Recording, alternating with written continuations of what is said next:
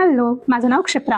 आपण मागच्या भागात बघितलेलं प्राणिक हिलिंग म्हणजे काय आणि आपण ऊर्जा ही दैनंदिन जीवनात कशी अनुभवत असतो.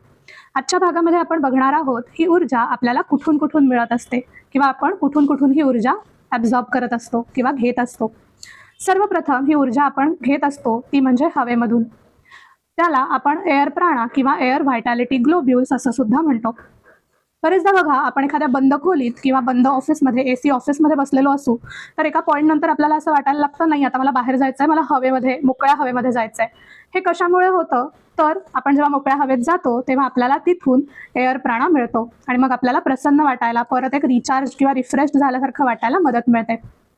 सेकंडली आपण हा प्राणा घेत असतो तो म्हणजे जमिनीतून, ज्याला आपण ग्राउंड प्राणा किंवा ग्राउंड व्हायटॅलिटी ग्लोब्युल्स असं सुद्धा म्हणतो. बरेचदा बघा डॉक्टर आपल्याला रेकमेंड करतात की तुम्ही जमिनीवर किंवा गवतावरती अनवाणी चाला.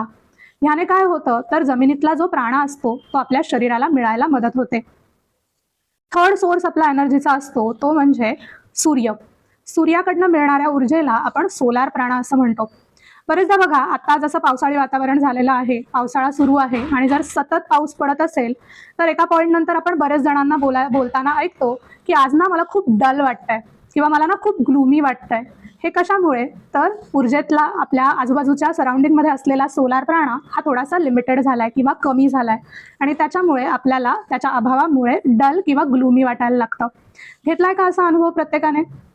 आपण पुढच्या व्हिडिओमध्ये बघणार आहोत या ऊर्जेला आपण कुठल्या कुठल्या नावांनी वेगवेगळ्या भाषांमध्ये ओळखतो, त्याचबरोबर ही ऊर्जा आपण कशी फील करू शकतो. आवडेल का सगळ्यांना बघायला?